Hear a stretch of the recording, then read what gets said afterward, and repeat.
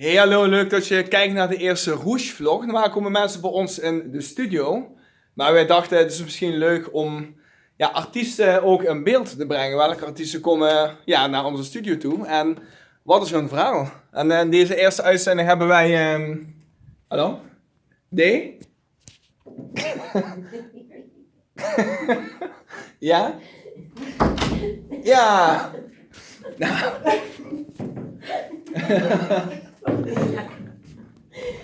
DJ, goedemiddag.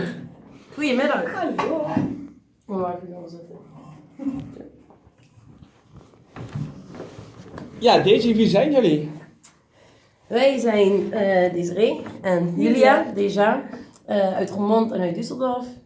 En wij spelen samen een akoestische pop-folk muziek met eigen nummers. Ik kom er weer bij.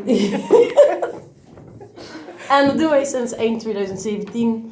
En we hebben we zijn net in de studio geweest, hebben onze eerste EP opgenomen. Ja, en, in Dortmund hebben we in Dortmund bij Monkey Moon Recordings. Dus vanaf januari zal onze CD te koop zijn bij onze concerten. En hoe was het om zo'n album op te nemen? Ja, super gaaf. 5 dagen lang bezig zijn met je eigen nummers en dat verder ontwikkelen. En het was intensief. Ja. Maar het was een heel mooie ervaring ook te luisteren welke instrumenten daar nog bij kunnen komen en hoe dat alles groeit. Eerst was het alleen een gedachte en uiteindelijk is het dan een heel volle song, warme song geworden. Ja. Dus jullie zijn tevreden met het eindresultaat? Ja. We hebben het eindresultaat hebben we nog niet. Maar datgene wat we hebben opgenomen zijn we heel tevreden mee. Dus we zijn zelf ook nog heel benieuwd hoe het uiteindelijk eruit gaat komen. Ja. Hoe het wordt gemasterd en gemixt. Dus Dus er is ook een bepaalde sfeer, hè, wat er met zich meebrengt als je zo'n opname hebt? Je merkt dat je in een korte tijd, omdat je zo intensief samenwerkt met de producer en we hadden nog een gitarist bij ons, Marcel, die nu trouwens ook vast bij de band zit. Je merkt in een korte tijd, als je zo intensief met je eigen nummers en met de muziek bezig bent, dat er wel een heel open, maar ook kwetsbare sfeer eigenlijk met zich meebrengt. Ja. Maar een heel fijne, heel warme sfeer ook. Ja, het is vooral heel spannend als dan op een gegeven moment iets niet lukt. Dan is het gewoon, het is super spannend. Dan heb je één moment in deze song waar je weet van, daar moet ik nu heel erg op letten dat ik die fout niet doe.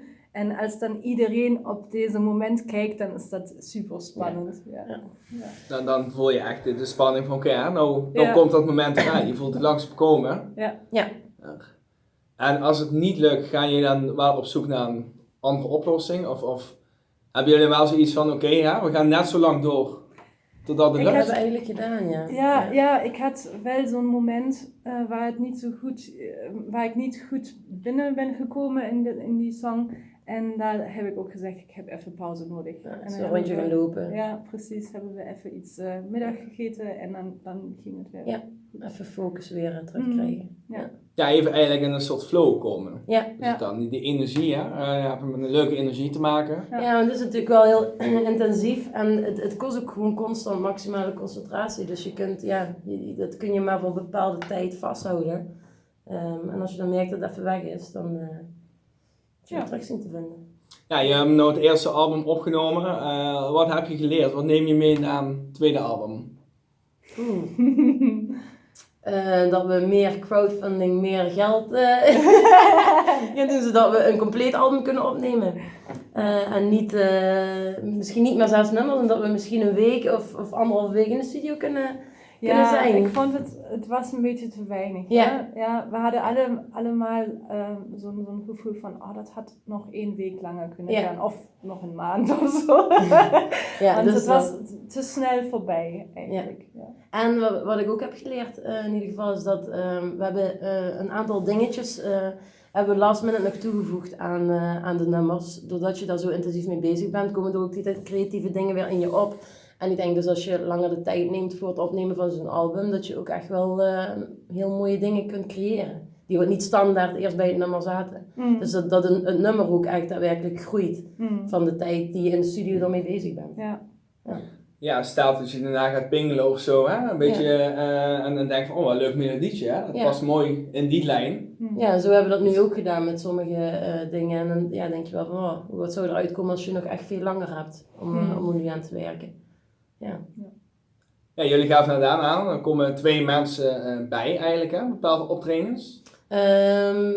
Liefst 3. Liefst 3. Ja. Dus dat is ook een toekomstplan om vaker met z'n 5 op te gaan treden. Ja, om vaker als band zijnde te spelen. Ja. Vooral zo als we festivals spelen waar gewoon ook veel publiek is, veel plek, dan is het natuurlijk heel leuk dan met een drumstel of met een bas of zo daarbij op het podium te staan. Het is ook heel leuk met z'n tweeën in de kroeg te zingen, maar als het echt een heel groot podium is, dan is het gewoon fijner dan ook nog een beetje meer body te krijgen precies. met de nummers. Ja. En Deja and Friends. Denk het, of willen jullie Deja gewoon en Band. Deja en Band. Ja, Deja en Band. Ja. Ja. De band met de band. Ja. Nou ja, mooi. Als mensen nog meer informatie over jullie willen, waar kunnen ze dan terecht? Facebook, Instagram, YouTube, Sound. Soundcloud, ja, allemaal onder Deja Music. En zoeken. Binnenkort Spotify en zo. Dat ook. Dat. Dus Deja Music, daar kunnen jullie ons vinden. Precies. Nou, Deja Music. Ja, leuk dat jullie waren en succes. Dankjewel. Dankjewel. Doei.